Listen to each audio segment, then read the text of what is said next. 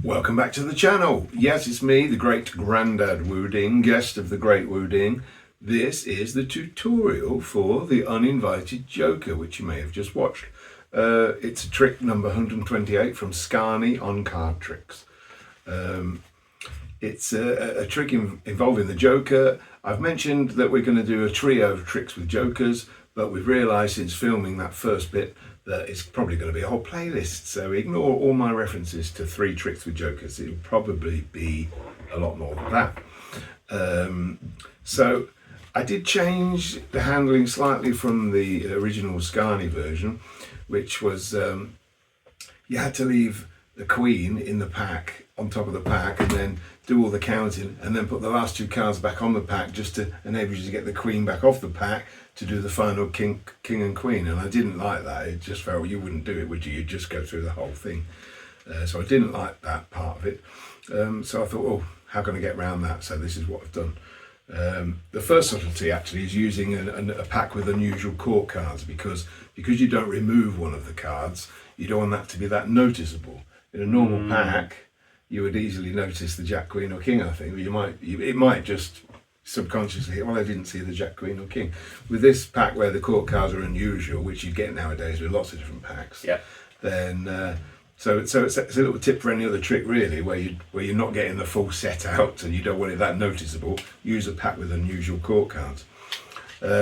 Basically, you're setting the spades up in the first place for the final spelling. So you remove your spades and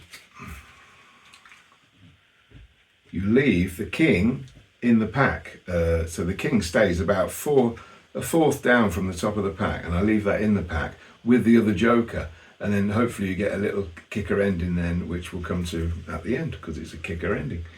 I've read that for years, kicker ending, with fantastic kicker ending. Anyway, I just like the sound of it, the kicker ending. So the spades, in the original book, they're kind of in opposite order, because as you remove the spades, you're placing them face down like I did in the recording. But since that recording, I think it'd be much better to just openly remove the spades face up. So I've reversed the order of the setup. Basically, my setup then is from the top of the pack down: 4 of spades, 6 of spades, Jack of spades, 7 of spades, 8, 2, then the joker, the 9, the 10, the ace, the queen, which originally is the king in the book, Queen, 5 and 3, and the king is about 3rd down from the pack there. Okay, so your setup goes underneath those 4 where you've got your 2 indifferent, joker, king, then put your setup, that goes in there, and you're all set to go. In the original recording, I did a bit of mumbo jumbo about, magicians doing full shuffle, possibly doing full shuffles. You never know whether they're shuffling properly, do you? So what about if you shuffle the cards?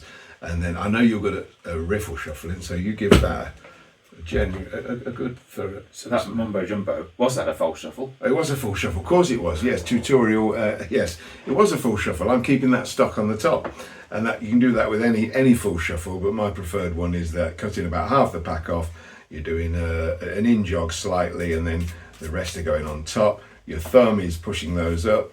You're shuffling that top section back again, and these, which is the original top stock, back on top. That's my preferred one. I think you've got I've got click over there to see a few of my top stock retention shuffles.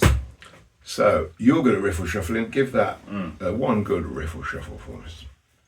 Now what this is doing is it feels like a genuine shuffle, which it is, but it doesn't destroy it destroys the order of the cards, obviously, but it doesn't destroy a sequence of cards that's in one half of the pack. So that sequence was in the top half of the pack. Yeah. All it has done is distributed that sequence of cards through the pack.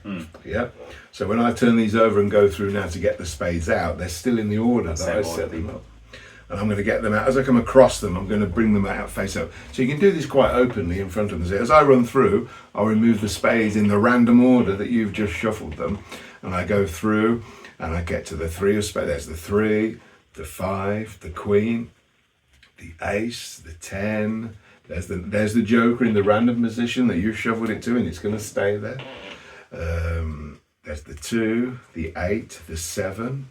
There's the jack.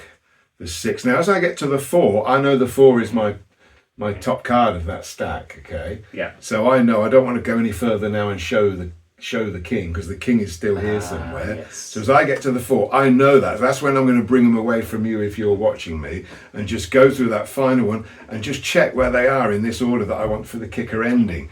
So here, look, I've got the joker in 4th position, which is where I want it, and you shuffled 1 card in between that and the king. All I'll do is a little quick slip like that to put the king into 5th, close them up, and that's ready for the kicker ending.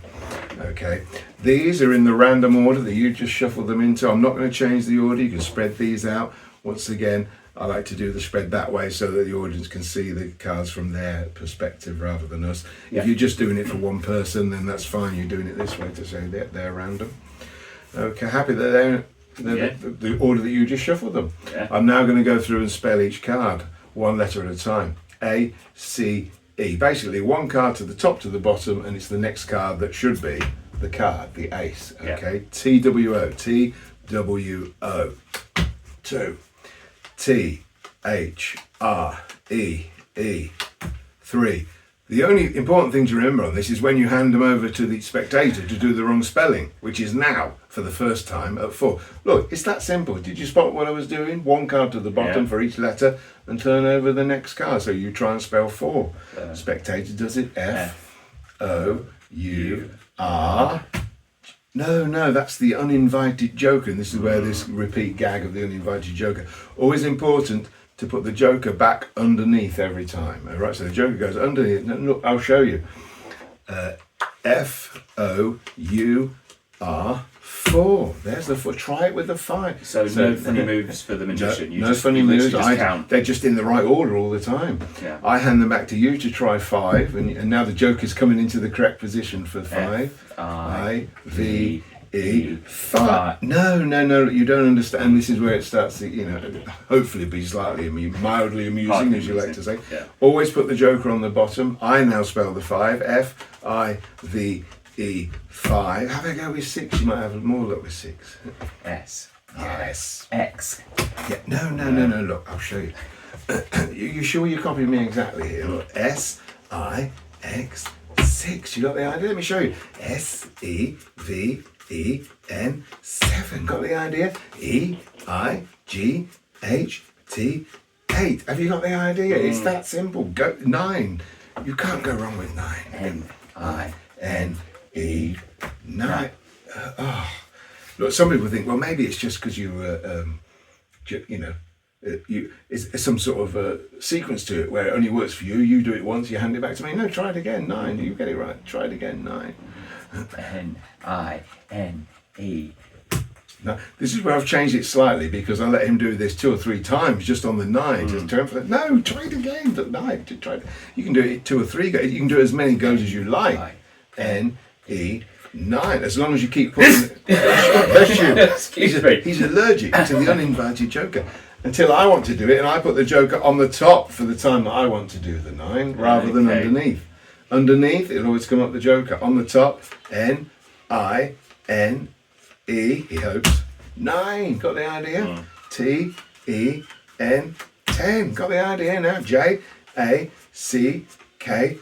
Jack. Have a go with it. You've only got a couple of chances left. Have a go with the Queen. This is where I've changed it again now from the original in the book. So Q-U-E-E-N. Quick. No. You've got the joker. Look. Q-U-E-E-N. Queen. But what I've realised is I forgot to put the king in, haven't I, from the original. So I make it a bit of a joke as if I have forgotten to put the king in that group, as if I must have missed it in the pack, mustn't I? I must have missed the king in the pack. See if you can redeem yourself by spelling the king, K-I-N-G, and turn the next card over. Okay, onto the table. Count onto the table. K-I-N-G, king. There, and you get the king. Now, I'd actually got it then for you to kick, like your suggestion in the filming was to come up with the joker. The other joker, so you can have the joker at 5th position. I've got it at the wrong position, so you want the joker at 5th position, not 4th, and that at 6th. So do it again. So this will be the kicker, I think. Okay, so you go so K-I-N-G, king. Oh, you're kidding me! I slap those back on the pack, and I go K-I-N-G, king. How difficult can it be? Yeah. And I think that is slightly stronger than That's good. than your suggestion in the thing where you said, "What about if you swap the Joker over here secretly for the Yeah, king?" yeah. Do you And then remember? there's no funny business. No funny you business hate at the funny all. business, I hate don't the you? funny business. Yeah. Being spotted swapping that or something like that. Yeah. So I think that where they come up That's with the good. second Yes. Joker, Yeah. I recount them and it's the king, and then it follows the pattern of the whole trick as well. Yeah. So, and that's it. So that's the tutorial for my slight variation on John Scarney's The Uninvited Joker. I have been the Great Grandad Woo.